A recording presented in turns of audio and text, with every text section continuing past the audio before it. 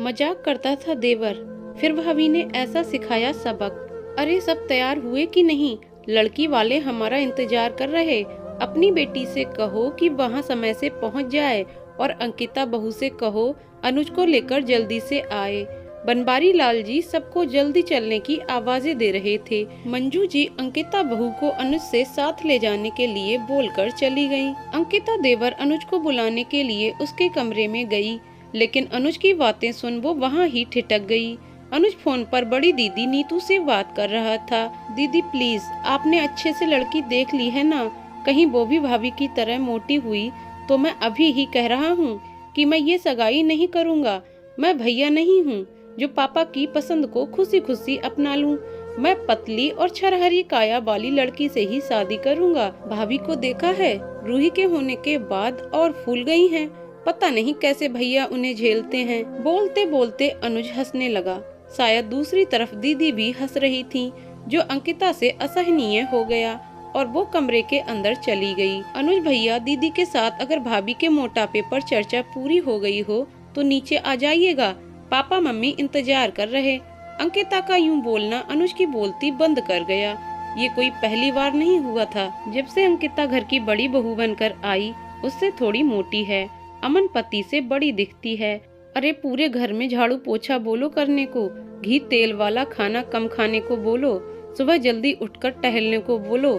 ऐसी हिदायतें मिलती रहीं और बेटी रूही के होने के बाद उसका वजन और बढ़ गया, क्योंकि प्रेगनेंसी के समय उसे हाइपोथायराइड हो गया। देवर और ननद कोई भी मौका नहीं छोड़ते अंकिता को शर्मसार करने में। सास और पति उसे कुछ नहीं कहते, लेकिन अनुज और नीतू को भी कुछ नहीं कहते, और यही बात अंकिता को बहुत कचोटती। हद तो तब हो जाती जब घर के फंक्शन में भी दोनों अंकिता को शर्मसार करते और सभी मुंह दबाकर हंसते। अंकिता आशा भरी नजरों से मंजू की तरफ देखती कि शायद वो उन्हें रोके, लेकिन मंजू जी अनुज और नीतू की बदतमीजी को देवर, ननद और भाभी के बीच की हंसी ठिठोली का नाम देकर बात को वहीं खत्म करने का आदेश अंकिता को ही दे देती। अनुज की शादी नीतू दीदी के ससुराल की ही रिश्तेदारों में तय हुई और आज उसकी सगाई थी। अनुज की बातें सुनने के बाद अंकिता का मन किया कि वो सगाई में ना जाए, लेकिन ससुर जी का ख्याल आते ही वो जाने के लिए बाहर आ गई। उस घर में एक उन्हीं का ही सहारा था। ससुर जी ने उसकी क्वालिफिकेशन देखकर उसे पसंद किया था। हाँ, वो थोड़ी मोटी थी, लेकिन उसे हेल्दी होना कहते, और ये बात उनको कौन समझाता। अनुज की शादी में अंकिता ने सभी कामों को बहुत ही जिम्मेदारी से निभाया। सभी रिश्तेदार अंकिता की फुर्ती और मैनेजमेंट की तारीफ कर रहे थे, लेकिन अभी भी नीतू दीदी और अनुज उसके मोटापे को लेकर शर्मसार करने का एक भी मौका नहीं छोड़ रहे थे। घर का माहौल खराब ना हो, इसलिए अंकिता दोनों की बात सुनकर मुस्कुराकर रह जाती, क्योंकि जानती थी कि उसने अगर गुस्सा किया तो सभी उसी को दोष देंगे। देवरानी दीपा के आने के बाद अनुज अंकिता का अब और खुलकर मजाक बनाने लगा। अब तो अक्सर अंकिता की तुलना दीपा से करके कुछ भी बोल देता, और दीपा भी अनुज के साथ हंसती। एक दिन दीपा सीढ़ियों से उतरते समय गिर गई।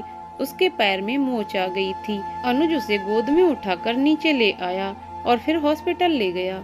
डॉक्टर ने बताया कि पैर में फ्रैक्चर नहीं है, लेकिन लिगामेंट और मसल्स बहुत ज्यादा रप्चर हो गए हैं, इसीलिए 3 हफ्ते तक बेड रेस्ट करना है। अनुज दीपा को गोद में लेकर कमरे में चला गया और अंकिता उसके लिए हल्दी वाला दूध लेकर आई। अंकिता को देखकर अनुज को फिर मस्करी सूझी और बोलने लगा, अच्छा हुआ भाभी सीढ़ियों पर नहीं गिरी, वरना सोचो भैया भाभी को कैसे गोद में उठाते। भाभी को उठाने के चक्कर में भैया कहीं खुद ही ना उठ जाते। यह बोल अनुज ने अपने दोनों हाथों को ऊपर हवा में कर दिया। अंकिता ने अनुज के हाथों का इशारा देखा तो उसने सभी शर्म छोड़ दिया, क्योंकि अंकिता के लिए ये सब सहन करना अब मुश्किल हो रहा था। उसने अनुज को करारा जवाब दे ही दिया। सही कहा अनुज कि मैं सीढ़ियों से नहीं गिरी, लेकिन गिरती भी कैसे और क्यों। 5 साल में मैं ना जाने कितनी बार अपने इस भारी मोटे शरीर को लेकर ऊपर नीचे करती रहती हूँ, लेकिन फिर भी तो मैं नहीं गिरी।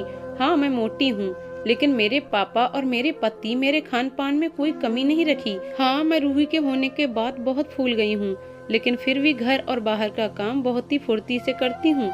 इन 5 सालों में तुमने कभी सुना कि मैं बीमार हूँ? रूही के होने के बाद 15 दिन मुझे आराम करने दिया गया और मैं फिर से उसी फुर्ती से सभी काम करने लगी। तुम्हारी शादी को अभी कितने महीने हुए?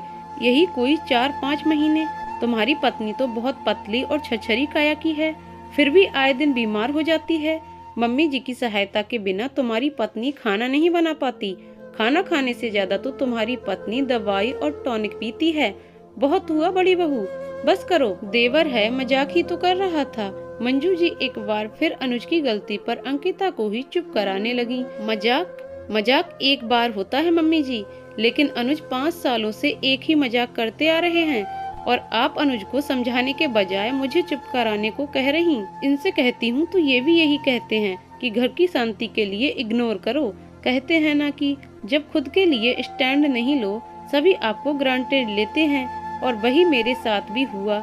लेकिन अब नहीं, अब बिल्कुल भी बर्दाश्त नहीं करूंगी। हाँ मैं मोटी हूँ, लेकिन तुम्हारी पतली बीमार पत्नी से बेहतर हूँ। और हाँ देवर जी, अब आप शादीशुदा हैं तो भाभी के शरीर को निहारने से ज्यादा अपनी बीमार पत्नी का शरीर बनाने में लगाएं, क्योंकि अभी तो आपकी पतली बीमार कमजोर पत्नी को माँ भी तो बनना है।